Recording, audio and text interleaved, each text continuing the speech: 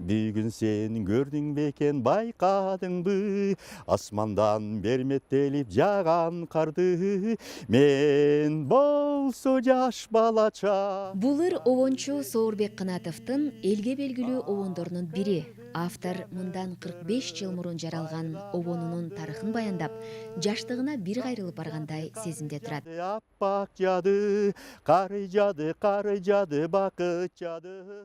1982 жылдары жаш обончу Ош педагогикалык окуу жайында мугалим болуп иштеп жүргөн. Бир күнү окуу жайда иштеген обончу музыкант агайларды жетекчилик чакырып, жаңы жыл, жалпы эле кыш темасында обон жаратууга тапшырма берет. Менен улуураак обончулар эле мындай болот. Ош педагогикалык окуу жайы менен Жалал Абад педагогикалык окуу жайы Кызыл жоолук жалым деген 1 сааттык 30 декабрда жарыш жүрөт. Жалаң кыздардын. Ошого баягы кыздар өздөрүнүн түрдүү өнөрлөрүн көрсөтсө, студент кыздар аягында жаңы жыл жөнүндө жазылыш керек. Ошону жазгыла тезирээк деди. 5-6 обончуга да. Аны мен жашмын, баары менен улуураак бир жума убакыт берем, келип мага жазган обонуңарды көрсөтөсүңөр, аны ошо группага үйрөтүп, ошолор ошол жака чыгат деп калды да. Соорбек агай ошол учурда окуу жайдагы обончулардын эң жашы болгондуктан бир аз сүрдөп тартынган.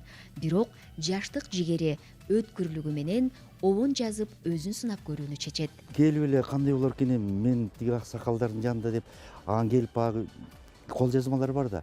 Ошондо Сабира Бейимкулованын кол жазмалары көп эле менде.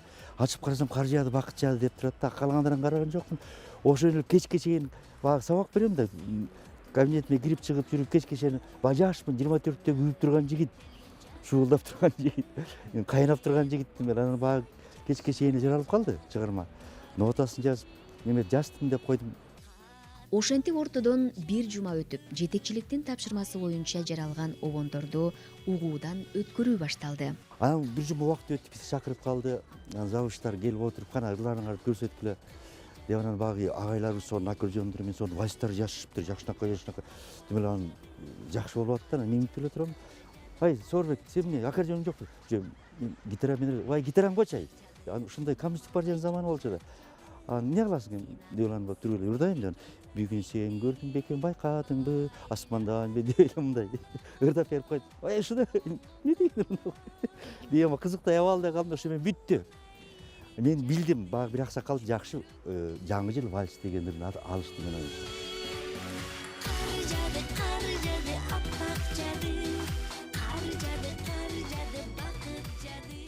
Бирок бул обон тандоодон өтпөй калганы менен студенттер арасында ырдалып жүрүп, бат эле элге тарап, жарым кылымга тете убакыттан бери ырдалып келе жатат. Анан кийин эл аралап кетти. Эл аралап кеткенден кийин баягы көп жерде көп бурчтар бузуп ырдай башташты да. Анан жүрөгүм ооруйт да. Кар жады, деп ырдашып. Анан акырын 2004-жылы опера балет театрына жумушка келип калдым. Айбек Саралаев менен чогуу иштешип калдык. Көп жерде көп ушулар менен иштештим, Кудай буйруса. Анан Айбек ушу кыргызды ырдайт элем деп калганда, Айбек мен жазган нотада ырдайсың деп экөөбүз ушундай шарт коюшуп, анан Айбек азыр жалгыз гана Айбек мен жазган нотада 81-жылгы 1900 туп-туура ырдайт. Асмандан бүгүн жалаң бакыт жады.